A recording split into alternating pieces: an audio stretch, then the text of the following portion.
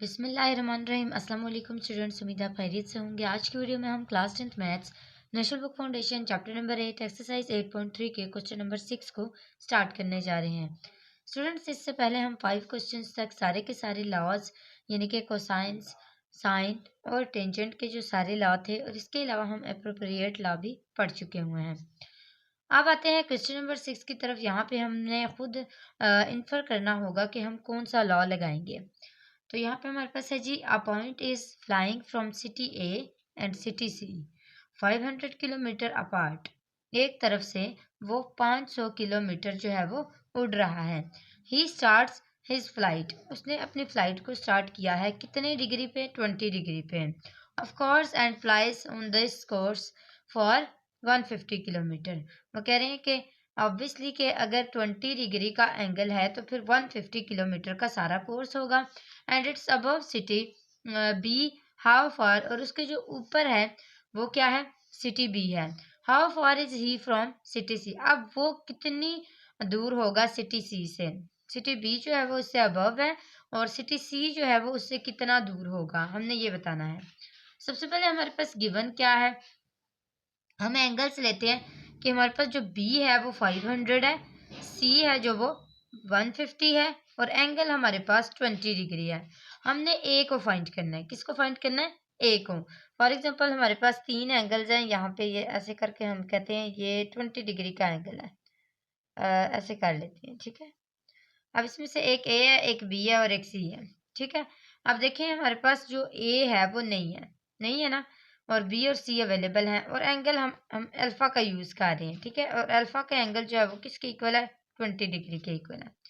अब हमने क्या करना है, हमने या तो ये फॉर्मूला ले लेना है या फिर आप वो जो दूसरा alpha, sine alpha divide by sine beta, वो वाला भी ले सकते हैं। अब याद रहे कि वहाँ पे जो आप लेंगे उसके अंदर बी और सी का अवेलेबल होना ज़रूरी है। तो इसके लिए आपने बी और सी जो है, आपने देखा कि अगर साइन वाला हम लॉ यूज़ करते हैं तो उसमें बी और सी आते हैं, ए नहीं आ सकता, यानी एट अ टाइम तीनों नहीं आ सकते। तो हम क्या करेंगे, हम ये वाला फार्मूला इसलिए यूज़ करेंगे क्योंकि इसमें ए बी सी तीनों साइड्स आती हैं और एक एंगल आता है क्योंकि हमारे पास एक ही एंगल अवेलेबल है, तो हम एक ही एंगल को चूज़ करेंगे। अब यहाँ पे देखें, बी हमारे पास 500 है, हमने 500 का क्या ले लिया? स्क्वायर ले लिया। सी क्या है? 150, इसका भी स्क्वायर ले लिया। -2 बी हमारे पास क्या है? 500 और सी क्या है? 150। कॉज अल्फा हमारे पास क्या है? 20 डिग्री, हमने वो ले लिया। अब देखें 500 स्क्वायर किसके इक्वल होता है? 250,000। 150 की स्क्वायर किसके इक्वल होता है? 2500। इसके अलावा या हम 22,500 भी कह सकते हैं। अच्छा जी, 2 और 500 और 150 तीनों को आपस में मल्टीप्लाई कर लें, आपके पास 150,000 आंसर आ जाएगा। अब cos 20 जो है वो किसके इक्वल होता है? 0.9397 के इक्वल होता है।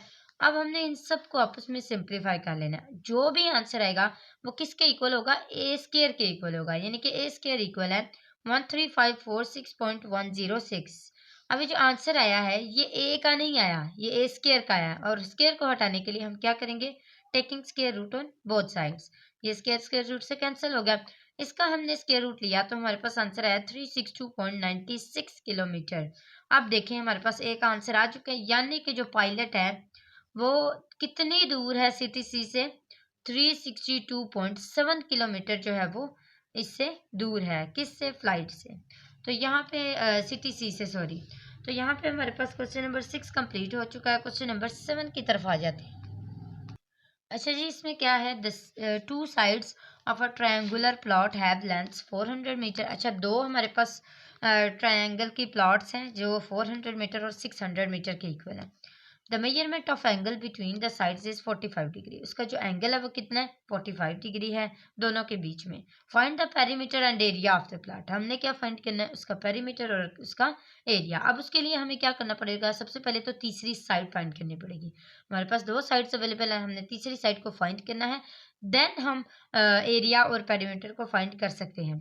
अब यहाँ पे देखें कि सबसे पहले मैंने ए बी इन दोनों को कहा है, सी हम फाइंड कर लेते हैं, गैमा 45 डिग्री के इक्वल हो जाएगा। अब यहाँ पे देखें सी स्क्वायर हमारे पास नहीं है ए और बी दोनों अवेलेबल थे, हमने उनका स्क्वायर लिया, जो आंसर आया उसको इस वाले के साथ सिंप्लीफाई किया, cos 45 0.7071 के इक्वल होता है। सारा सिंप्लीफाई किया तो आंसर आया 180,588.745। इस सारे को मैंने इसलिए लिखा है क्योंकि जब हम स्क्वायर रूट लेते हैं ना तो उसमें पॉइंट का इशू हो जाता है, तो इसलिए हमने सबको सारे पॉइंट्स को लिखना है। स्क्वायर को हटाने के लिए स्क्वायर रूट लिया बोथ साइड्स पे, स्क्वायर रूट से कैंसिल हो गया, ये इसका स्क्वायर रूट लिया, हमारे पास आंसर आ गया 424.96, यानी कि अप्रोक्सीमेटली ये 425 के इक्वल होता है।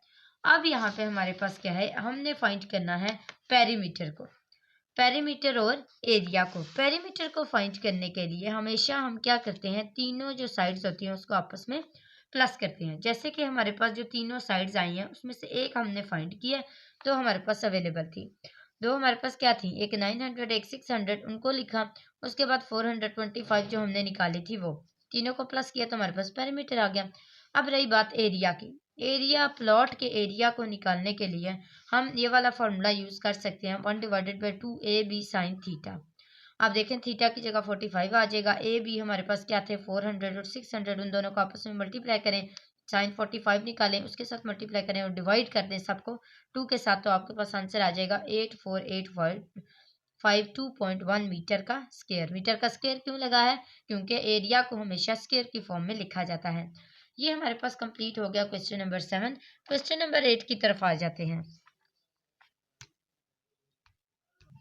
अच्छा जी, अब इसको देख लेते हैं। यहाँ पे हमारे पास क्या है, यहाँ पे है जी हमारे पास the sides of a triangle are 6.5, 8.2 और 5.2। इसका मतलब है अब हमारे पास तीनों साइड्स अवेलेबल हैं। Find the measurement of smallest and largest angle. इसका मतलब है हमने कितने एंगल्स फाइंड करने हैं, 2 एंगल्स फाइंड करने हैं। अब यहाँ पे ए जो है वो 6.5 है, बी 8.2 और सी 5.2 है। मैंने तरतीब से सबको ए बी सी कहा है। अब यहाँ पे मैंने जो फार्मूला यूज किया है उसमें ये वही फार्मूला जो हमने पहले यूज किया, उसमें हमारे पास ए बी सी तीनों है, लेकिन हमारे पास क्या नहीं है, हमारे पास एंगल नहीं है। तो मैंने क्या किया है, मैंने बीटा को एक साइड पे रखा है, यानी कि कॉस बीटा को एक साइड पे रखा है, बाकी सारा कुछ दूसरी साइड पे ले गई। जैसे ए स्क्वायर सी स्क्वायर 2ac, ये सारा कुछ दूसरी साइड पे आ गया। अब देखिए यहाँ पे ए स्क्वायर और सी स्क्वायर तो यहाँ आके क्या हो गया, ए स्क्वायर सी स्क्वायर, ये कॉस बीटा इधर माइनस हो रहा था, इधर आके क्या हो गया, प्लस हो गया। ये -2ac सारा का सारा इधर आया, फिर जब इसके पास 2ac मल्टीप्लाई हो रहा था, ये इधर आके क्या हो गया, डिवाइड हो गया। इन तीनों को हमने स्क्वायर लिया और डिवाइड किया 2, 6.5 और 5.8 से, तो हमारे पास ये देखें यहाँ पे इनको जो मल्टीप्लाई करके आंसर है 75.4, इनका स्क्वायर लेके डिवाइड किया इससे, तो आंसर आ गया 0.1147। अब ये आंसर बीटा का नहीं है, ये कॉज बीटा का है। हम कॉज को दूसरी साइड पे लेके जाएंगे, ये क्या हो जाएगा, कॉज इनवर्स। जब कॉज इनवर्स 0.1147 लिया जाएगा, देन हमारे पास बीटा का आंसर आएगा 83.4। फाइनल ये हमारे पास बीटा का आंसर आया है। अब हमने जो सेकंड स्मॉलेस्ट एंगल है उसको फाइंड करना है, जो कि है गैमा। अब गैमा को फाइंड करने के लिए सेम हम वही फार्मूला यूज करेंगे। हमने सिर्फ यहाँ पे क्या लिख लेना है, कॉस गैमा, और यहाँ पे क्या लिख लेना है, ए बी। वहाँ पे हमने बी सी लिखा था ना, ये देखें यहाँ पे हमने क्या लिखा था, ए सी। अब हम यहाँ पे क्या लिखेंगे, ए बी। तो यहाँ पे देखें हमारे पास ये 6.5, 8.2 तीनों के तीनों साइड्स आगे उनका स्क्वायर लिया है, ये आंसर आया जो कि पहले आया था। इन तीनों का आपस में मल्टीप्लाई किया तो इसका आंसर चेंज आएगा, क्योंकि यहाँ पे ए बी है और वहाँ पे क्या था, ए सी था।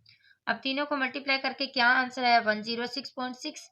अब हमने क्या किया, इन दोनों को आपस में सिंप्लीफाई किया, प्लस माइनस किया, डिवाइड किया 106.6 के साथ, तो हमारे पास आंसर है 0.7115।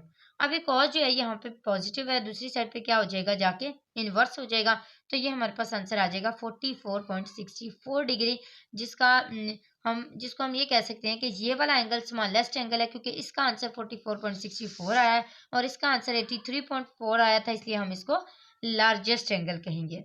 और इस तरह हमारा क्वेश्चन नंबर 8 भी कंप्लीट होता है। क्वेश्चन नंबर 9 की तरफ आ जाते हैं। अच्छा जी, क्वेश्चन नंबर 9 में क्या है, the sides of a parallelogram are 50 centimetre and 70 centimetre. Find the length of each diagonal if the larger angle is measure 110 degree. अच्छा जी, हमारे पास एक पैरेललोग्राम है जिसकी दो साइड्स दी गई हैं, एक 70 और एक 50। आपको पता है कि पैरेललोग्राम में जो ऊपर वाली और नीचे वाली साइड होती है वो सेम होती है, और जो दोनों साइड्स वाली होती हैं वो दोनों सेम साइड्स रखने वाली होती हैं। अब मैंने इन दोनों को 50 कहा क्योंकि ये छोटी हैं और ये बड़ी हैं लेंथ में, तो मैंने इनको 70 कहा है। अब यहाँ पे देखें वो कह रहे हैं कि डायगोनल्स फाइंड। डायगोनल्स क्या होते हैं? ये वाले दो जो क्रॉस कट होते हैं, डायगोनल्स को फाइंड करना है। लेकिन उन्होंने ये भी बोला कि जो दोनों डायगोनल है वो एंगल कितना रखते हैं? 110 डिग्री। मैंने दोनों का एंगल कहा है 110 डिग्री। अब ये हमारे पास सब एंगल की बात की गई है। अब दूसरे जो डायगोनल है, ये जो दूसरे एंगल्स हैं, ये किसके इक्वल होंगे? इसको आपके पास सिंपल फार्मूला है। आप क्या करें, 180 डिग्री को माइनस करें 110 डिग्री के साथ, आपके पास जो आंसर आएगा वो दूसरे वाले होंगे। यानी कि आपके पास 70 डिग्री आया तो ये दूसरे वाले 70 डिग्री हो जाएंगे, ये 110 डिग्री हो जाएंगे। अब ये हो गया कंप्लीट, ये हमारे पास पैरेललोग्राम कंप्लीट हो गया। हमने क्या करना है, हमने पहले एक का डायगोनल फाइंड करना है, फिर दूसरे का फाइंड करना है। जैसे कि हम पहले इस वाले का फाइंड कर लेते हैं, इसकी साइड का क्या आंसर आता है, फिर उसके बाद इस वाली साइड का आंसर कर लेते हैं। अच्छा जी, ये वाले जो है इसमें हमारे पास ये वाली देखें, इसको मैंने ना सेपरेट किया है। हमने ये इसको फाइंड करना है, ये हमारे पास बी है। अब मैंने सारा का सारा फार्मूला लिखा, वही फार्मूला चेंज नहीं किया, वही फार्मूला है। इसके अंदर सारी पुटिंग की कि बी हमारे पास जो है वो फाइंड करने के लिए है, और ए 50 है, सी 70 है। ए हमारे पास 50 है, सी 70 है, कॉस बीटा, बीटा हमारे पास 110 डिग्री है। अब इसमें मैंने सबको सिंप्लीफाई किया तो मेरे पास यहाँ पे ये प्लस होके आंसर आया 9794.14। Taking square root on both side for cutting और cancelling of square, square square root से कैंसिल हो गया। अच्छा जी, स्क्वायर रूट लिया तो हमारे पास आंसर है 98.965, यानी कि अप्रोक्सीमेटली ये 98 जो हमारे पास सेंटीमीटर है उसके इक्वल हो जाएगा। कि यूनिट तो हमें सेंटीमीटर का दिया गया था ना, तो ये हमारे पास बी आ गया। नेक्स्ट आपके पास ये एक एंगल है, यानी कि एक जो है वो आपके पास ट्रायंगल है, जिससे हमने पैरेललोग्राम से इसको निकाला था। अब उसी पैरेललोग्राम से हम दूसरी ट्रायंगल को निकालने जा रहे हैं, इस वाली को। इस वाली को मैंने निकाला तो देखें मेरे पास यहाँ पे इस साइड पे बी 50 था, ये 70 था, ये वाली जगह, और ये जो है इसको मैंने फाइंड करना था। यानी कि आपने इसको ऐसे ऐसे करके इसको डॉटेड लाइन में शो कर लें। अब देखें इसमें हमने क्या फाइंड करना है, ए फाइंड करना है। सेम वही फार्मूला लिखें, सारी की सारी पुटिंग करें तो आपके पास ए जो है ए स्क्वायर वो किसके इक्वल आ जाएगा 505.86। हमने इसको सिंप्लीफाई किया है सिंपल, तो आपने स्क्वायर रूट ले लेना है क्योंकि आपने स्क्वायर को कैंसिल करना है। तो यहाँ पे स्क्वायर रूट लेके स्क्वायर रूट से कैंसिल हुआ, स्क्वायर रूट 505.86 जो है वो इक्वल हुआ है 70.75 सेंटीमीटर के। और इस तरह आपका ए का आंसर आया है 70.75 सेंटीमीटर, यानी कि एक डायगोनल का आंसर है। यहाँ पे आप लिख सकते हैं कि length of one diagonal is 98.7 and length of second diagonal is 70.75। तो ये हमारे पास जो है इसका कंप्लीट आंसर आ चुका है। आप एक दफ़ा देख सकते हैं क्वेश्चन नंबर 9 कंप्लीट। देन हम क्वेश्चन नंबर 10 की तरफ चलेंगे। क्वेश्चन नंबर 10 के हमारे पास दो पार्ट्स हैं, एक ये वाला पार्ट है, दूसरा ये वाला पार्ट है। हमें कहा गया है कि आपने ये फाइंड करनी है, आपने खुद से सारा कुछ नहीं फाइंड करना। जो आपको बोला गया सिर्फ आपने एक ही चीज़ फाइंड करनी है, बी सी वाली साइड। अब देखें यहाँ पे आपके पास पैरेललोग्राम दिया गया है, ए है, ए मैंने अच्छा ये वाला जो फॉर्मूला है साइन वाला मैंने ये क्यों यूज़ किया है, क्योंकि यहाँ पे हमारे पास एक साइड नहीं थी और एक साइड दी गई थी। आपको अब ये याद हो चुके होंगे कि जब हमने दो साइड्स फाइंड करनी होती हैं तब हमने क्या करना होता है, जब हमने एक साइड फाइंड करनी है तब हमने क्या करना है, जब हमने तीनों एंगल्स फाइंड करने हैं तब हमने कौन सा फॉर्मूला यूज़ करना है। अब आपको सब कुछ क्लियर हो चुका होगा क्योंकि अब हम इस एक्सरसाइज के एंड पे हैं, तो आप सारे लॉज याद कर चुके होंगे। अच्छा जी, ए जो है उसको मैंने इक्वल किया बी सी के, ऐसा ही है ये वाला बी सी मैंने ए की जगह ही लिखा है। आप ए भी लिख के एंड पे कह सकते हैं कि बी सी का आंसर ये वाला आया है। अच्छा, यहाँ पे सी हमारे पास 20 था, कहाँ पे है ये वाला 20 इंचेस। उसके अलावा हमारे पास साइन 100 डिग्री था, आपके पास ये देखें ये 100 डिग्री है और ये 30 डिग्री है, दोनों को आपने लिख लिया। अच्छा, हमारे पास साइन 30 डिग्री जो है वो उधर जाके मल्टीप्लाई हो गया, साइन 100 एज इट इज़ आया और बी सी को हमने उधर ही छोड़ दिया क्योंकि हमने इसको फाइंड करना है। अब जब ये साइन 100 इधर आया है हमने इन सब को सिंप्लीफाई किया, साइन 30 का आंसर, साइन 100 का आंसर, और उसको उन दोनों के जो आंसर है उनको आपस में डिवाइड करके मल्टीप्लाई किया है 20 के साथ, तो मेरे पास आंसर आ गया 10.15 इंचेस। ये किसका आंसर है, ये हमारे पास बी सी का आंसर है, इस वाले का है जिसको हमने ए का नाम दिया था। ये हमारे पास एक पार्ट हुआ है। जो सेकंड पार्ट है इसका उसमें भी सेम पैरेललोग्राम दी गई है, लेकिन उसमें कहा गया है कि आपने एंगल फाइंड करना है VDC का, यानी कि VD और C का एंगल फाइंड करना है। अब देखें यहाँ पे हमारे पास दो एंगल्स का होना ज़रूरी है। अच्छा, दो एंगल्स होंगे तो ऑब्वियसली हम थर्ड एंगल को फाइंड कर सकेंगे। एक एंगल तो हो गया 180 डिग्री के इक्वल, दूसरा हमें कहा गया 120 डिग्री। ये वाला एंगल किसके इक्वल है? इस एंगल को हमने फाइंड करने के लिए क्या करना है, एक एंगल हमारे पास अवेलेबल है, दो साइड्स भी अवेलेबल हैं, तो हमने क्या किया, दोनों साइड्स को पुट किया। यही फार्मूला यूज होगा ना, दो साइड्स भी हमारे पास अवेलेबल है, एक एंगल भी अवेलेबल, एक एंगल नहीं है तो उसके लिए उसको फाइंड करने के लिए हम साइन बीटा को साइड पे रख देंगे, या फिर आप क्रॉस मल्टीप्लिकेशन भी कर सकते हैं, जैसे आपको ईजी लगे। अब 20 जो है वो दूसरी साइड पे आके डिवाइड हो गया, ये साइन 120 डिग्री उधर चला गया, साइन बीटा इधर आ गया, 15 अपनी जगह पे ही रहा है।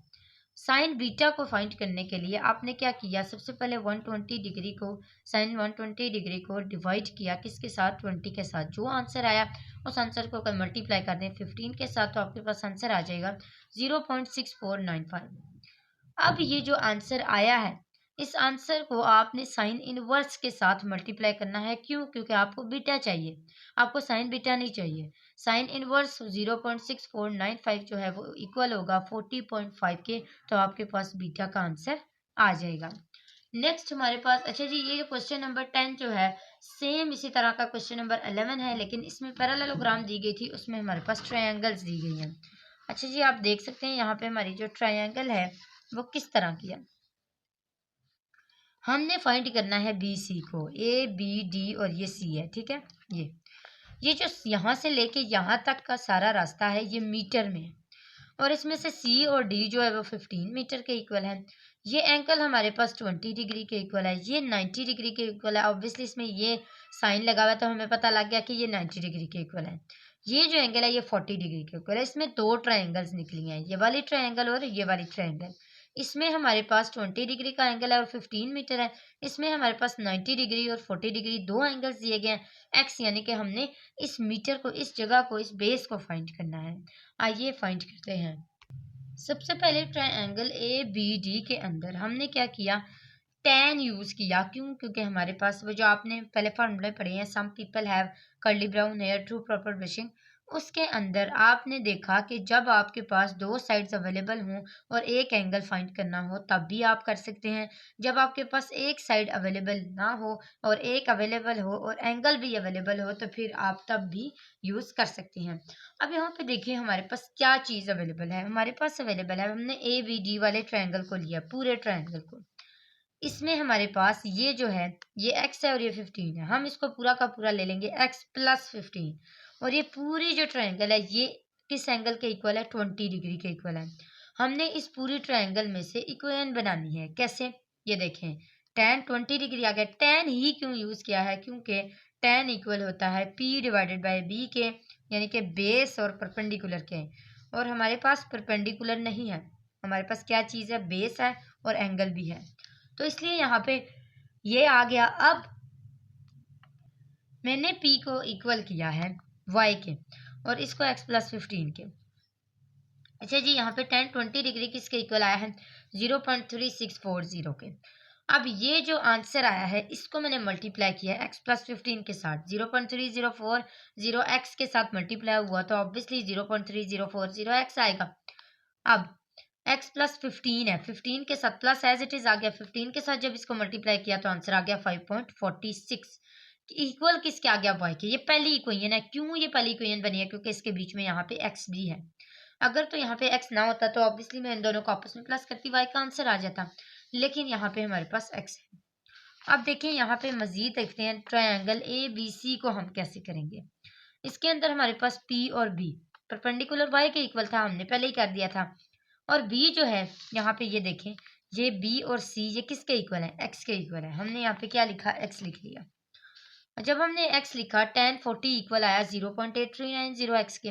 अब ये दूसरी इक्वेशन के इक्वल हो गया। हमने इक्वेशन 1 और इक्वेशन 2 के नाम देके इन दोनों को आपस में क्या किया है, माइनस किया है, इक्वल किया है, या आप इस तरह कर लें, हम एक दूसरे को ना इक्वल कर लेते हैं। अब जब हमने इक्वल किया तो पहली जो हमारे पास इक्वेशन है वो है 0.8390x और दूसरी जो इक्वेशन है वो 0.3640x प्लस 5.46। यहाँ पे दोनों आपस में ये प्लस हो गई, कैसे प्लस होंगी? इसके पास तो एक्स है, ये एक्स दूसरी साइड पे आके क्या हो जाएगा? माइनस हो जाएगा, क्योंकि ये दोनों एक्स वाले हैं, दोनों वेरिएबल्स हैं, तो ये दोनों आपस में प्लस माइनस हो सकते हैं। अब ये दोनों इधर आके क्या हो गए? माइनस हो गए। यहाँ पे जो हमारे पास आंसर है वो है आया है 0.475। अब ये एक्स की फॉर्म में है, हमारे पास किसका आंसर आना चाहिए? एक्स का आंसर आना चाहिए। एक्स का आंसर निकालने के लिए हम क्या करेंगे? 0.475 को यहाँ पे जो मल्टीप्लाई हो रहा है दूसरी साइड पे जाके क्या कर देंगे? डिवाइड कर देंगे, जिसका आंसर क्या आएगा? 11.5 आएगा। और ये हमारे पास आंसर है बी सी का। अब आप देखें, आप ये भी कह सकते हैं कि हम इसमें से y का आंसर भी निकाल सकते हैं। कैसे निकाल सकते हैं? किसी भी दोनों में से एक इक्वेशन को लें और इसमें y की वैल्यू x की वैल्यू को पुट करके y का आंसर निकाल लें।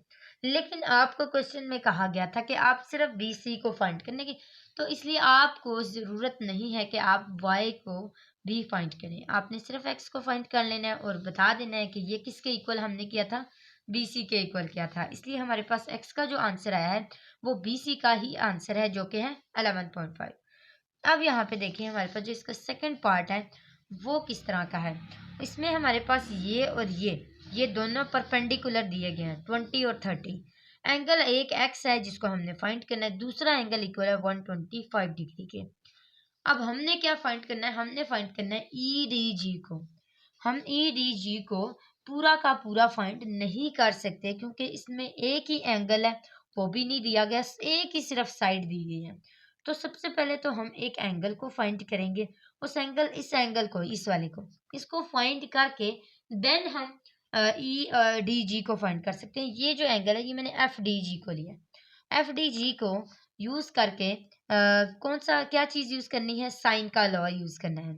साइन का लॉ यूज करके फाइंड करेंगे तो हमारे पास जो एंगल आएगा उस एंगल के थ्रू हम इस पूरी ट्रायंगल को फाइंड कर सकेंगे। अच्छा जी, यहाँ पे हमारे पास दो एंगल्स हैं जिसमें से एक अवेलेबल है और एक नहीं है। दो साइड्स दी गई हैं, 20 और 30, हमने दोनों को लिखा। ए हमारे पास 20 है, बी हमारे पास 30 है। साइन अल्फा जो है वो इक्वल किया मैंने एंगल जी के। ये देखें, ये एंगल जी है ना, एंगल जी आ गया। साइन 125 डिग्री जो कि हमारे पास यहाँ पे अवेलेबल था। अब यहाँ पे क्या हुआ कि जो 20 है और 30 है ये आपस में डिवाइड हुए, जो आंसर या आया उसको मल्टीप्लाई किया साइन 125 डिग्री के साथ, तो हमारे पास आंसर आ गया 0.546।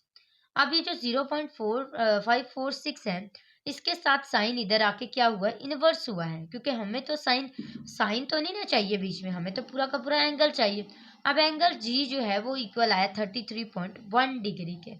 अब ये जो आंसर आया है इस आंसर के थ्रू हमने क्या करना है? हमने एक्स को फाइंड करना है, और वो जो एक्स है वो हमारे पास सेकेंड एंगल है। हमें दो ही एंगल, तीसरे एंगल की जरूरत ही नहीं है। तीसरा एंगल हमारे पास अवेलेबल है और वो अवेलेबल क्या है? 90 डिग्री है। क्यों 90 डिग्री के इक्वल है? क्योंकि ये बिल्कुल स्ट्रेट लाइन है, और इससे हमें पता लगा ये 90 डिग्री इक्वल। इस तरह हमें तीनों एंगल्स का पता लग गया। एक हमारे पास अवेलेबल था 125 डिग्री, दूसरा हमने निकाल लिया 33.1 डिग्री, और तीसरा एंगल जो है वो भी हमारे पास साइन की फॉर्म में अवेलेबल था और वो था 90 डिग्री के इक्वल। अब हम यहाँ पे लिख सकते हैं ना कि एंगल ई जो है वो 90 डिग्री के इक्वल है, एंगल जी जो है वो 33.1 डिग्री का है। एंगल ई डी जी पूरा का पूरा एंगल हमने फाइंड करना है, और पूरे के पूरे एंगल को फाइंड करने के लिए हमारे पास इस 125 की ज़रूरत नहीं है। क्यों नहीं है? क्योंकि ये बीच वाला एंगल है, हमें साइडों वाले एंगल्स चाहिए। साइड्स वाले एंगल्स में हमारे पास ये भी अवेलेबल है, ये भी अवेलेबल है, इसको हमने फाइंड करना है। इसको फाइंड करने के लिए हम क्या करेंगे? Angle E D G is equal to 180 degree. ये सारे के सारे ट्रायंगल किसके इक्वल है? 180 डिग्री के इक्वल है ना। हमने 180 डिग्री लिखा, माइनस ये 90 डिग्री इधर आके माइनस हो गया, 33.1 डिग्री भी इधर आके माइनस हो गया। इन तीनों को आपस में माइनस किया, हमारे पास आंसर आया angle E D G is equal to 56.9 degree. इसका मतलब है हमारे पास तीन एंगल्स भी आ गए और दो साइड्स भी आ गए। अगर आपने तीसरी साइड को फाइंड करना हुआ तो ऑब्वियसली आप ये वाला फॉर्मूला यूज करके तीसरी साइड को भी फाइंड कर सकते हैं। तो यहाँ तक जी हमारे पास जो 11 क्वेश्चंस हैं वो कंप्लीट हो चुके हैं। मुझे उम्मीद है स्टूडेंट्स आपको अच्छे से समझ आ गया होगा। फिर भी कोई भी आपको कंफ्यूजन होती है आप कमेंट बॉक्स में ज़रूर पूछा करें। आज जो हमने सारे क्वेश्चंस किए हैं ये हमारे पास इस फॉर्म में थे, इसमें ट्रायंगल्स दी गई थी। लेकिन जो नेक्स्ट क्वेश्चंस रह गए हैं क्वेश्चन नंबर 12 से लेकर 15 तक, वो सारे की सारी स्टेटमेंट्स के फॉर्म में हैं। इसके अलावा जो हमारा अभी हमने क्वेश्चन नंबर 6 किया था वो भी स्टेटमेंट की फॉर्म में था, लेकिन वो बीच में था इसलिए मैंने उसको करवा दिया था। क्वेश्चन नंबर 12 से लेकर जो 15 तक के क्वेश्चन हैं वो सारे के सारे स्टेटमेंट की फॉर्म में है, तो उसको मैंने सोचा कि मैं सेपरेट ही करूं ताकि आपको अच्छे से समझ आ जाए। और इसके अलावा अपने जाते जाते चैनल को ज़रूर सब्सक्राइब करते हुए जाना है और साथ ही साथ अपने फ्रेंड्स को भी शेयर करना है। और आज के लिए इतना ही था। अगली वीडियो तक के लिए अल्लाह हाफिज़।